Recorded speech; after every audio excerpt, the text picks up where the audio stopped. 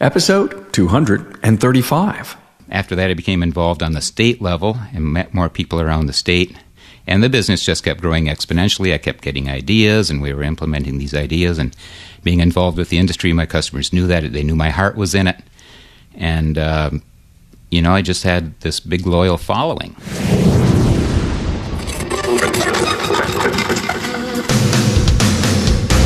Welcome, aftermarketers, to Remarkable Results Radio.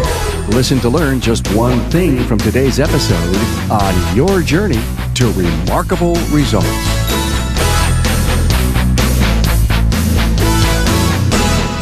Hello to the worldwide audience of automotive aftermarketers. Carm Capriato here, and welcome to the industry's premier podcast. Hey, I caught up with episode guest Tom Piippo in Detroit at the ASE Connected Cars Conference. For a very small-town operation, there's a lot to hear from this highly recognized service professional. This episode is brought to you by Federal Mogul Motor Parts and Garage Gurus. For serious technical training and support, online, on-site, and on demand, Garage Gurus is everything you need to know. Find out more at fmgaragegurus.com. Improved results is a goal that all successful business people have. The essence of the podcast is to collect stories of success from all corners of the aftermarket. The interviews become your fuel to ignite a desire and passion within that improves your world incrementally each day. So it's an honor to bring you this wisdom each and every week in the form of 2 in-depth interviews and a town hall forum we call The Academy. Thanks for coming on the journey that lifts all ships. Let me take a moment to thank a few new Facebook friends, Amy Miller-Waldersdorf, Kenneth Steinbeck, Rory Mary, and Richard Falco Jr., and a big high five to new LinkedIn connections, Joe Price, Manny Ramdani, Attila Hardy, and Stephanie Savine. Hey, whatever digital platform you use to listen, please be sure to subscribe to the podcast. It makes it even easier to get the latest interview to your listening device. Hey, for this episode, you'll find the show notes and an extended bio at remarkableresults.biz/E235. Now, meet Tom Piippo. Tom and I met in person at the ASE Connected Cars Conference in Detroit in May 2017. Now, speaking of the ASE Connected Cars event in Detroit, we did release a follow-up podcast, episode 226, and a Town Hall Academy on this event. Find it on the learning page or my YouTube channel. You'll learn a lot about future technology with these listens. I wanted to meet and interview Tom Piippo because he just got a huge recognition from ASA as their 2017 Alpha Award winner. The award recognizes a member's generous and far-reaching contribution to the automotive service industry. As you will hear in the interview, this isn't the only recognition that Tom has received over the years. He's been in business 39 in a very small town in Upper Michigan. I believe you'll discover that Tom runs his business as if he was in a big market like Detroit, even though there are only about 490 households in the Rudyard, Michigan zip code. He has a total strategy that brings the homey relations of a small town with the best tactics to run a professional service center. He recently hired his first service advisor, and this person is from outside the industry. Tom says that the power of networking really set the stage for his growth and success. He talks training, and that he needs to be prepared to work on every make and model of vehicle that comes in his door because he's in the country. But he can see big market shops moving to becoming specialists in the future, and he'll tell you why. The shop is open 4 days a week.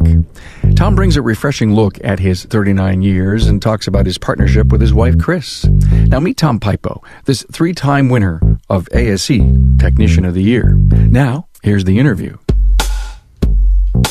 Hey, I'd like to welcome Tom Piippo to the podcast. We're actually in Detroit.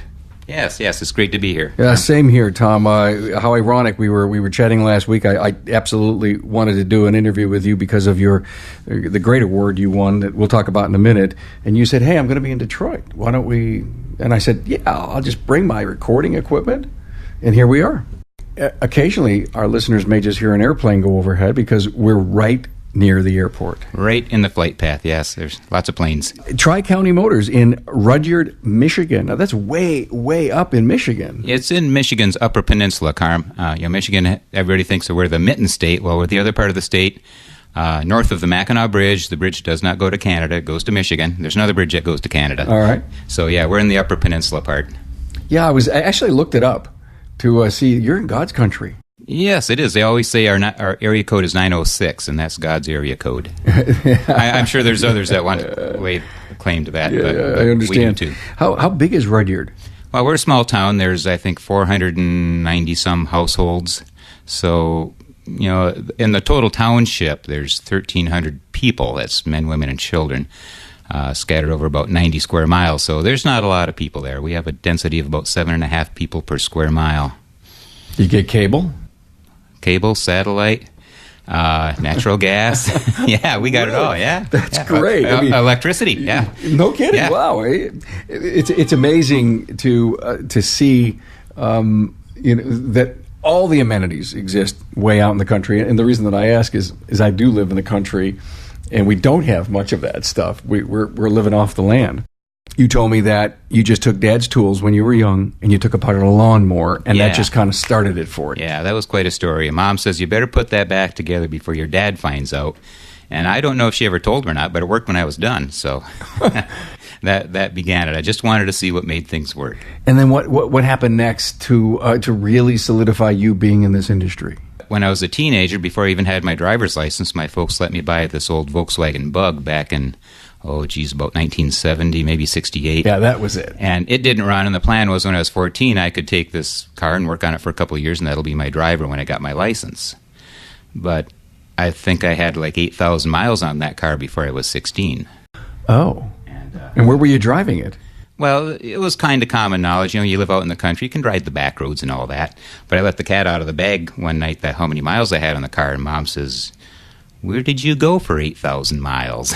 A lot of back roads, Mom, a lot of back roads. I bet you had a blast. Yes, we did. Oh, my. 39 years. 39 this month. Wow, congratulations. Actually, Monday is my anniversary date, May 22. Great. Congratulations to you. Thank you. I mean, that's a lot of staying power. Yeah, well, a lot of people like to give you tips and advice on how to get into business, but nobody's jumping out in front of me to tell me how to get out. Ironically that you said that, I was out as people were filing in, just meeting a whole bunch of people that I knew, and ironically that happened to be the top subjects that people are talking about. Yeah. Exit plans, exit strategies. Yeah, and there's so many in the business that's our age with gray hair and thinning hair now, and very few young people coming up. I find myself blessed to have a young technician with me today. Yeah, I know. I met him. Yes. Yeah. How exciting that is. Talk about being on the ground floor of what we're going to hear today about the autonomous car, the ADAS systems, and have the people that are going to be here.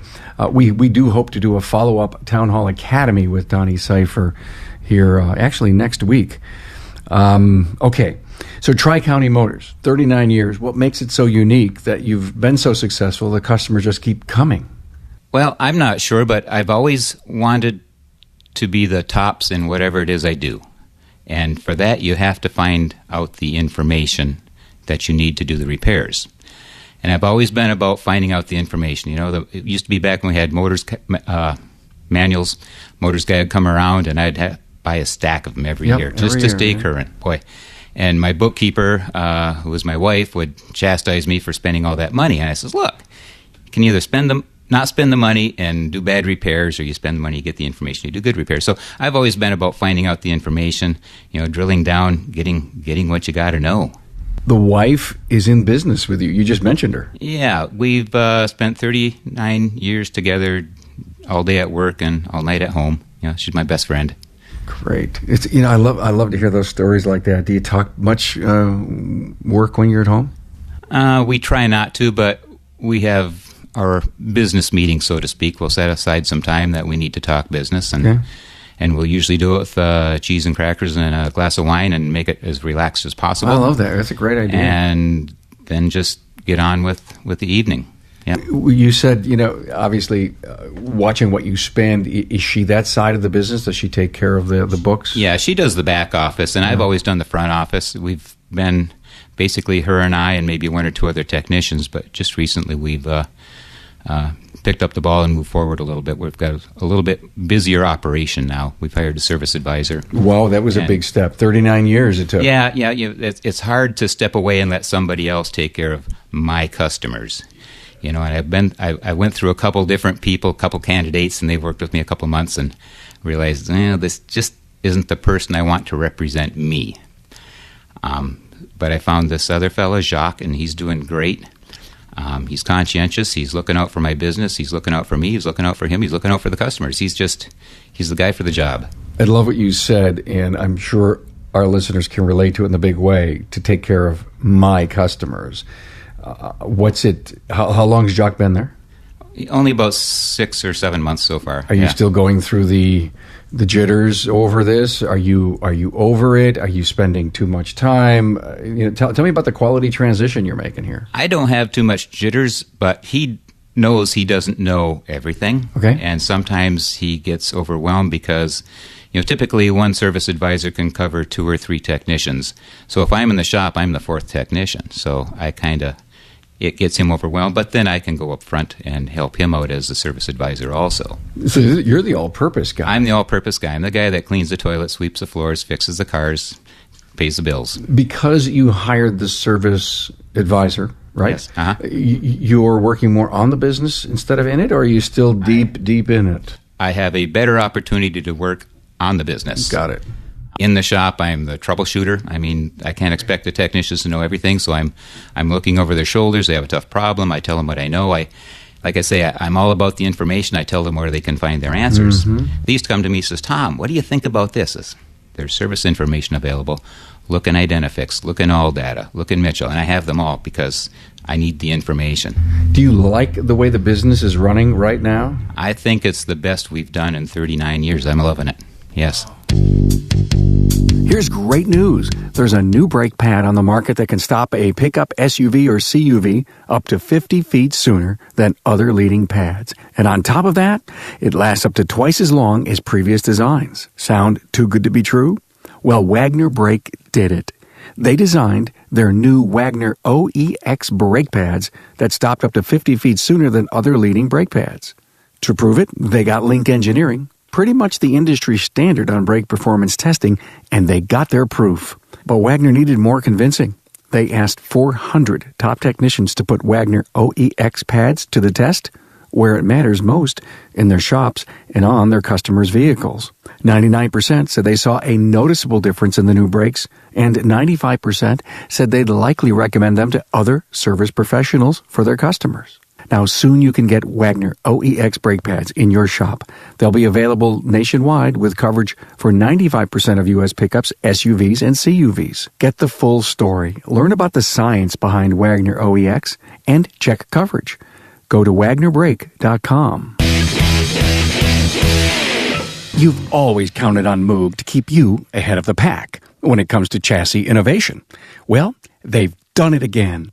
Most recently launched is the Moog ball joint with a pre-installed integral dust boot. It's designed exclusively for compression-loaded suspension systems, providing superior strength and durability for these types of vehicle applications.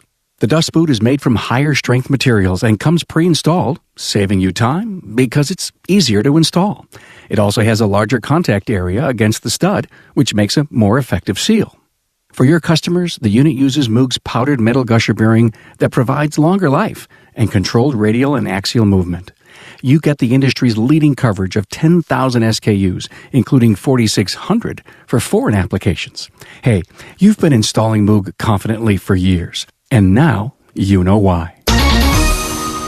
Tom, will the service writer pay for himself, you think, in about 3 or 4 months? I'm sure it is. In fact, he's paying for himself already. He's not on a commission basis. I told him he's going to have to work a year on salary, and it was going to take a full year to learn everything he needs to know about my business and my customers. And it's a big bite to chew, being a service advisor. And he's never been in this role before. He's brand new to the business. That's got to be, it could be an advantage or not. From an advantage point, why is that good? It's good because he doesn't have any preconceived notions, how a business should run, how his last business ran.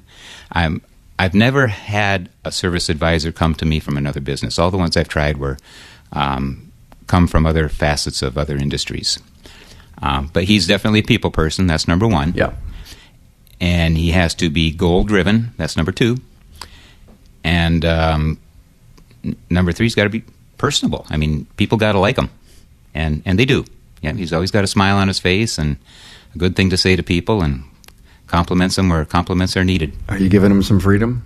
A lot of freedom. Yeah. Good. Yeah, he always asks me about the big expenditures, but if he has to make something right for a customer and trim the ticket a little bit here or there, he's okay with it. I'm okay with it too. You're okay with it I'm too, okay yeah. with it. And you're doing the approval on that stuff.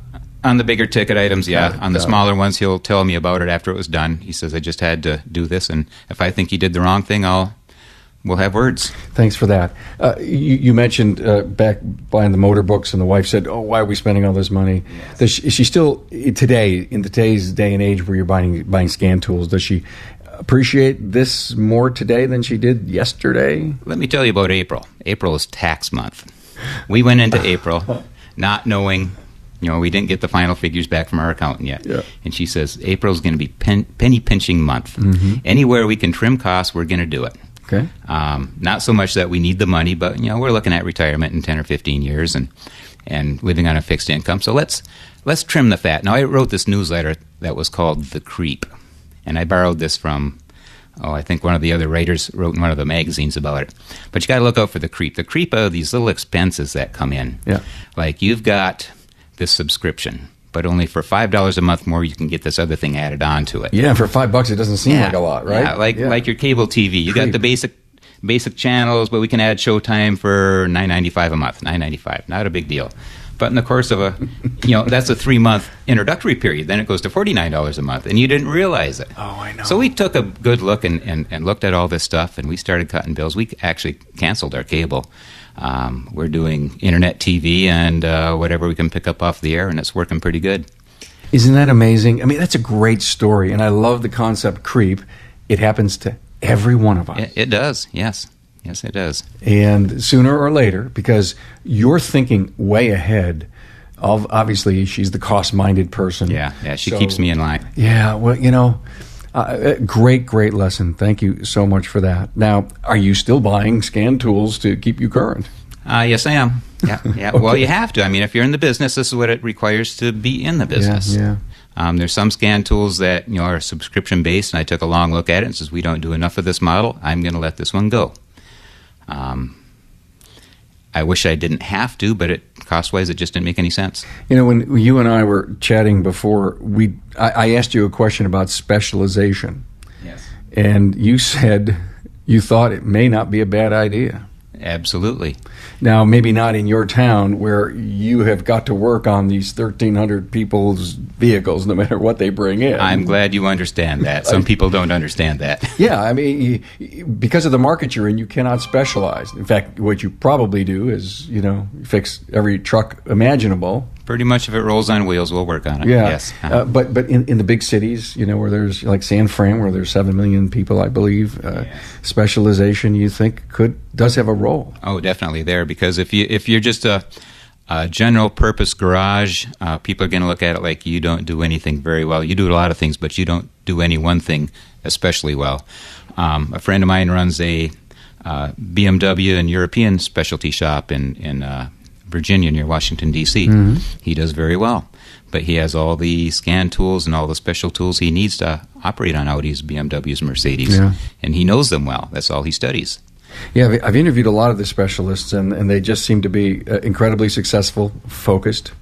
Do you remember a monumental move or change in your business that signaled a turning point over these last 39 years where you can go out and say, your wife, Chris, can you think back between you and her where there was any big monumental change in the business over the last 39 years that you could say, honey, that was a turning point for us?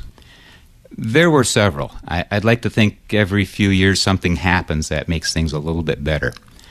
There's a bit about me I haven't told you about, and I don't tout this to my friends because I don't want to be a braggart, but in 2000 I was selected as an ASE Technician of the Year. And congratulations. Thank you. They flew us to Scottsdale, Arizona, and the ASE people wined us and dined us for the weekend. We had a great celebration. Come back and had a little splurb in the paper. And all of a sudden, overnight, people started coming to me that I've never seen before. And no matter what, I want Tom to work on my car. Well, that was great, and that showed me that, I was the guy I wanted to be. I needed to find out this information, and I knew a lot of stuff. And then we joined ASA. That was another big turning point, joining ASA, because I always thought in my mind that there's more to this business than just Tom and Chris running this garage in a little town. We ought to be able to talk to other people and get other ideas.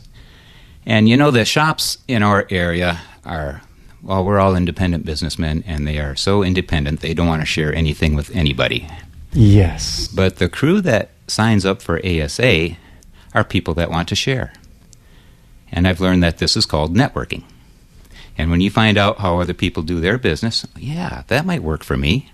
That's a great idea. So I wasn't real involved with ASA besides getting their magazine for a couple of years. And lo and behold, in 2005, I had recertified with ASE, and bingo. I was now ASA's ASE Technician of the Year. And they flew Chris and me out to Las Vegas to the cars and with SEMA and NACE and all that stuff. Sure. Big celebration for us, and I was very proud of that also. And was presented with the award there. As you should be. And then I met a lot of neat people. I met the people from ASA. Yeah. And boy, we just had a great time. After that, I became involved on the state level and met more people around the state. And the business just kept growing exponentially. I kept getting ideas, and we were implementing these ideas and being involved with the industry. My customers knew that. They knew my heart was in it. And, I just had this big loyal following. Wow, what a great story, Tom. I mean, there were these moments that just, if you will, catapulted your thinking and your attitude. And it's amazing how that energy just comes to you and it flows. It seems to. And there's one more part of the story. In 2009, again, I recertified with ASE, and again, I was the Snap-on ASE Technician of the Year. And they flew us to New Orleans that time for the banquet, and that was great. Wow. Meeting all the people from ASE and now recently ASA's Alpha Award winner. Yes. And you received that award virtually because you never made it to the conference. Well, if they'd have told me I should really be there, I would have made a point to be there. But yeah, that was great when I heard that. So the Alpha Award recognizes an ASA Mechanical Division member for his or her generous and far-reaching contributions to the automotive service industry. It's a top honor given individually and nationally, voted on by his peers in the industry. Thank you. So 3 ASEs. Yes. And now the Alpha Award. Yes. You think you can sleep now and relax, rest? I need an extra support for my head. It's kind of swelled. No, I don't think you're the kind of guy. You're the humblest guy I know. Yeah, you had asked me the question, what did you do to earn this award? And I honestly got to tell you, I'm not the guy to ask. I'm not sure. These other people must have seen something that they thought was special, but I just do what I do. The thing that I like what you said just a few minutes ago about the word independent, I interviewed Rick Escalambre, and he's an instructor and an educator, retired from Skyline College, and he talked about the word independent is just a bad name for what this industry does, because it does exactly what you said. It makes people want to live in their own houses and not get in and have a block party. Yes, it really does. Wow. Interesting that you said that, and interesting that I hope this message gets out to our listeners, Tom, and lets them realize that, number one, there's so much to learn through networking and training and association membership. And of course, I believe the podcast really is a catalyst in helping people. There's always going to be a certain amount of people that aren't going to go to a seminar that they're just not built like that. Well, this gives them their networking, but yet there is still nothing like the face-to-face, the handshake, and the friendships that you make. Absolutely. You can't make friendships listening to a podcast, but you can make friendships when you get out. Absolutely. Yeah. When you think about all the ASA events you've been to, and of course now here the festivities will get underway. We have some. We need to get going pretty soon because it looks like it's going to start in a half hour. Are you going to make any new friends here? Oh, I'm sure I will. I'm seeing an awful lot of old friends, which is great. Yeah. Friends from the West Coast, friends from the East Coast, and of course I'm from Michigan. There's friends all over. Well, you're a new friend. I am a new friend of yours, and I'm happy to say that. Are you doing any high-tech digital vehicle inspections at your shop yet? Yes, we are. We do from Auto Vitals through Napa. Okay. We're Napa Auto Care Center, and we've purchased some iPad Minis, and the techs are grasping it pretty well. Grasping it, okay. Yeah. Well, the young tech, like I explained, he's all about that. I bet you, yeah. My older tech is kind of grumbly about it, but he'll do it if he has to. And I tell him, yes, you have to. But they're seeing that it makes the sales. With you being in the shop now, you could absolutely make that happen. Yes. I bet you can. Are you ever going to plan on going all paperless? Boy, that's a tough call. Actually, this isn't very paperless yet because my service advisor likes to print them out in color. Oh, dear. Oh, no. Yeah. Well, you got to look at where we're at. Not everybody, yes, it is creep, especially on an inkjet printer. But not everybody has, cell phones or cell phones that can receive colored pictured text messages, which is what this is designed to do, or email. A lot of my customers don't even have internet at home, and they won't get it. Get it. Because that's how rural you are. That's how rural we are, and they grew up in old farm families, and some are lucky to have putting up with indoor plumbing. I mean, I don't want to say they're backwards, but they're traditional. I like that word. Okay. Technicians, the shortage, the whole story that we talk about all the time. Growing your own or finding somebody? What's your preference? I couldn't find anybody. I had to grow my own. Okay. I had a young guy walk out on me last September and virtually left me alone in the shop, me and my wife, Chris, because the other technician was off on a week's vacation, and he left me, the young technician left me the first day of vacation. So I was a week working alone. Ads in the newspaper, several newspapers, long story short, several $1,000s later, I hired the newspaper man that sold me the ads as a technician. He said, yeah, I see your face drop. He says, I think I'd like to apply for this job. Do you think you could have me? Because I know a lot about cars. I've worked on cars all my life. He says, but I've never worked in a garage. He's 45 years old. And I says, well, let's give her a shot. And he's working out very well. He takes instruction well. He was doing alignments on the alignment rack within a week. He was working the brake lathe. He was doing some basic undercar stuff, unsupervised after a month. I mean, he's just working out great. How do you bump into that? I was darn lucky, I'll tell you that. Is it okay if you don't know everything? Who knows everything? My favorite motto is, you don't know what you don't know. Yeah. And people look at me if they've never heard that expression before, and they think for a minute, says, you might be right. Any big challenges, anything holding you back that you know you got to get to, or things you want to do? Challenge is always time. I mean, we're always so busy, and I've got a lot of hobbies. I'm involved in a lot of stuff in my community. Okay. The Community Foundation, Lions Club, and stuff like that. Excellent. When you say hobbies, you use them to burn your stress off? Yeah. Back in the day when I was receiving these ASE awards, my hobby at that point was I'd taken up running for a while, like people often do, and that led to bicycling and running, and then swimming and bicycling and running, and I was doing Ironman triathlons. No. Yes, and I was doing them quite well. I did that for 5 or 6 years. I've done 5 Ironman distance, but hundreds upon hundreds of regular triathlons. In fact, I was a UP champion for the triathlon series for several years. But my back started getting to me, and it just my running days were over. But I'm still biking and swimming. Wow, what a great discipline! Every day, once a week. Well, when I was in competition, it was every day, sometimes a couple times a day training. For an Ironman, that's a lifestyle to train for that. It would have to be, huh? Yes. Major commitment. How do you and Chris start your day? I don't watch the news anymore. Somebody told me once, if you watch the news, it just puts you in a negative spirit. And they were absolutely right. I think you're right. You are so right. Yeah. So many people just talk about, reading or doing scriptures or spending some quiet time and, talking amongst your spouse are great ways to, boy, you're right.